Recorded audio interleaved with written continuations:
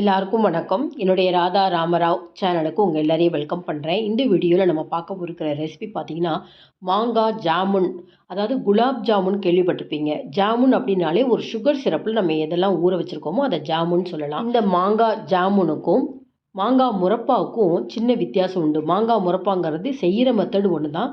கொஞ்சம் எடுத்து செஞ்சு முடிச்சப்புறம் நெழல் உணத்தெல்லாம் காய வச்சு மேலே சுகர் கோட்டி கொடுப்பாங்க. ஆனால் இந்த மாங்காய் ஜாமுனில் பார்த்தீங்கன்னா அந்த சுகர் சிரப்லேயே குலாப் ஜாம் மாதிரி ஊறிண்டே இருக்கும். அந்த சுகர் சிரப்போட மாங்காவை எடுத்து சாப்பிட்றப்போ ரொம்ப ரொம்ப டேஸ்ட்டாக இருக்கும். செய்யறது ரொம்ப சுலபம், டேஸ்ட்டும் அமேசிங்காக இருக்கும். ஸ்டோர் பண்ணி வச்சுக்கலாம் 3-4 மாதம் வரைக்கும். இந்த வீடியோ பார்க்குறதுக்கு முன்னாடி இது வரைக்கும் என்னோடய சேனலுக்கு சப்ஸ்கிரைப் பண்ணாத வீவர்ஸ் உடனே சப்ஸ்கிரைப் பண்ணி நீங்கள் எப்போதுமே சப்போர்ட் பண்ணிகிட்டே இருங்க. மாங்காய் ஜாமுன் செய்கிறதுக்கு பார்த்தீங்கன்னா நல்லா கொஞ்சம் தோல் மொத்தமாக உள்ளே நல்ல சதப்பத்தோடு இருக்கிற மாதிரி ஒரு 600 கிராம் அளவுக்கு 2 மாங்காய் எடுத்துக்கிறேன். முதல்ல மாங்காவினுடைய தோல் எடுத்துக்கலாம். நீங்கள் எந்த வெரைட்டி மாங்காவும் எடுத்துக்கலாம் தாராளமாக. இப்போ 2 மாங்காயிலையும் தோல் எடுத்தாச்சு. இது எப்படி நறுக்கிறேன்னு பார்த்துக்கோங்க. மாங்காவினுடைய இந்த 2 பக்கத்துலேயும் இருக்க சதப்பத்தை தனித்தனியாக நம்ம நறுக்கிடலாம். நறுக்கிட்டு அந்த நீல வாக்கில் இருக்கிறத முதல்ல குறுக்கில் நான் 2ஆக கட் பண்ணிவிட்டு எந்த அளவுக்கு மொத்தமாக போடுறேன்னு பாருங்கள். இந்த மாங்காவே நல்ல சதப்பத்தோடு இருக்குது. அப்படி இருந்தும் நான் இந்த அளவுக்கு மொத்தமாக கட் பண்ணுறது எதுக்காகன்னு பார்த்தீங்கன்னா, நான் இப்போ சுகர் சேர்க்காம கல்கண்டு சேர்த்து இதை கொதிக்க வைக்க போகிறேன். கல்கண்டுலேயே வேகும் உங்களுக்கு.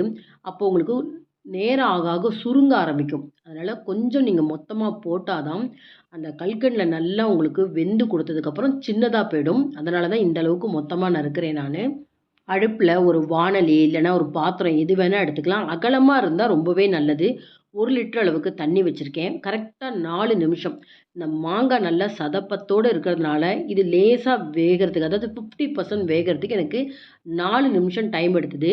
நீங்கள் இதே கிளிமூக்கு மாங்காய்னா நல்லா கொதிக்கிற தண்ணியில் போட்டுட்டு உடனே அடுப்பை நிறுத்திடுங்க. அந்தளவுக்கு வெந்தா போதும். இந்த தண்ணியை கொட்டாமல் நம்ம நல்லா சில் பண்ணி ஐஸ் க்யூப் போட்டு ஜீரகம் கொஞ்சம் காளான் நமக்கு போட்டு ஜூஸாக குடிக்கலாம். இப்போ பாருங்கள், நான் கல்கண்டு எடுத்திருக்கேன்.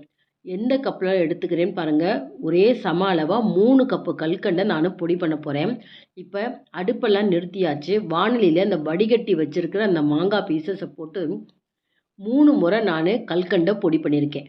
300 கிராம் கல்கண்டு, 1 கப்புக்கு 100 கிராம், 3 கப்பு 300 கிராம் நான் கல்கண்டு எடுத்திருக்கேன். இதை பொடி பண்ணியிருக்கேன். இதே நீங்கள் சர்க்கரை கூட எடுத்துக்கலாம். 600 கிராம் அளவுக்கு மாங்காய்க்கு அதில் பாதி அளவு 300 கிராம் கல்கண்டு. அது டைமண்ட் கல்கண்டோ பெரிய கல்கண்டோ இல்லை சர்க்கரையாக இருந்தாலும் பரவாயில்ல. பொடிச்சதை வச்சுட்டு உடனே நம்ம அடுப்பு பற்ற வச்சு இதை கொதிக்க விடாமல் ஒரு 3 மணி நேரம் அப்படியே வச்சுட்டோம்னா அந்த மாங்காயில் இருக்க தண்ணினால் அந்த கல்கண்டெல்லாம் நல்லா உருகி தண்ணி பதத்துக்கு வந்துடும். இதுக்கு கிட்டத்தட்ட 3 மணி நேரத்துலேருந்து 4 மணி நேரம் ஆகும்.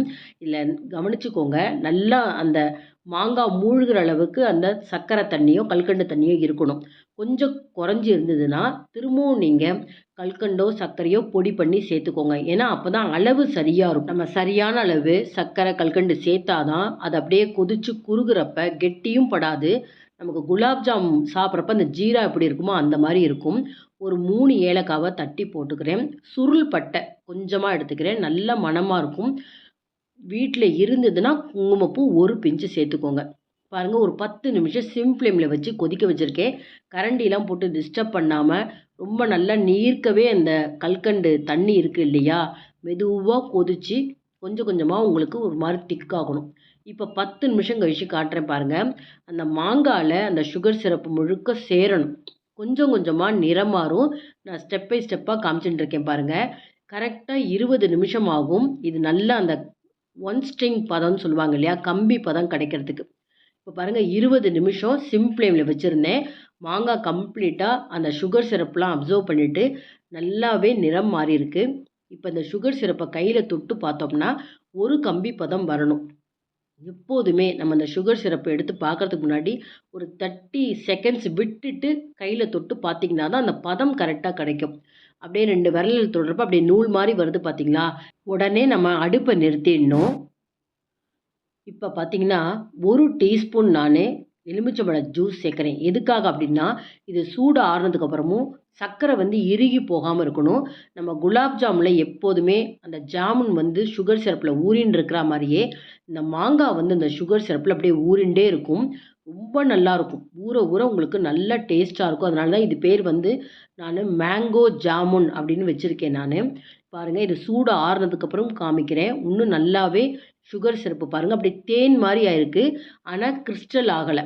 ரொம்ப முக்கியம் இந்த ஸ்டெப் உங்களுக்கு. இன்னுமே நல்லாவே நிறம் மாறியிருக்கு பார்த்தீங்களா? இத எடுத்து நீங்க பாட்டில்ல ஸ்டோர் பண்ணி ஃப்ரிட்ஜில வச்சுட்டீங்கன்னா, ஒரு 3, 4 மாசம் வரைக்கும் யூஸ் பண்ணலாம். ஆனா இந்த டேஸ்ட் பார்த்தீங்கன்னா, இவ்ளோ நேரம் நம்ம கஷ்டப்பட்டு செஞ்சோம் இல்லையா? 4 நாள் கூட இருக்காது. வீட்ல இருக்க அத்தன பேரும் போக வர ஃப்ரிட்ஜ திறந்து திறந்து சாப்பிட்டுருவாங்க. அவ்ளோ டேஸ்ட்டா இருக்கும். மாங்கா பிரியர்கள் உங்க வீட்ல இருந்தாங்க அப்படின்னா, இந்த சீசன் இருக்கிற வரைக்கும் இத தீர தீர செஞ்சுட்டே இருங்க. அவ்ளோ டேஸ்ட்டா இருக்கும். இந்த சிரப்பு உங்களுக்கு பாக்கி இருந்தது அப்படின்னா, அடுத்த முறை மாங்காய் எடுக்கிறப்ப 2 கப்பு சுகர் போட்டுட்டு, இறக்கி வைக்கிறதுக்கு முன்னாடி இந்த பழைய சுகர் சிரப்பு கூட சேர்த்துக்கலாம். எடுத்து காமிக்கிறேன் பாருங்க. எவ்ளோ நல்லாருக்கு பார்த்தீங்களா? ரொம்ப டேஸ்ட்டா இருக்கும். மிஸ் பண்ணவே பண்ணாதீங்க. இந்த வீடியோ பார்த்த உடனே உங்களுக்கு எந்த விதமான மாங்காய் கிடைக்குதோ, அந்த மாங்காவ வாங்கின்னு வந்து உடனே செஞ்சு பாருங்க. அவ்ளோ நல்லாயிருக்கும் இந்த மேங்கோ ஜாமுன். இந்த வீடியோ உங்களுக்கு ரொம்பவே யூஸ்ஃபுல்லா இருந்ததுன்னு நினச்சிங்கன்னா, லைக்ஸ் குடுங்க. கமெண்ட் பாக்ஸ்ல உங்க கமெண்ட்ஸ் போடுங்க. ஃப்ரெண்ட்ஸ் அண்ட் ரிலேட்டிவ்ஸ்க்கு உடனே இந்த வீடியோவ ஷேர் பண்ணுங்க. இதுவரைக்கும் என்னோட சேனலுக்கு சப்ஸ்கிரைப் பண்ணாத வீவர்ஸ், உடனே சப்ஸ்கிரைப் பண்ணுங்க. Thank you viewers.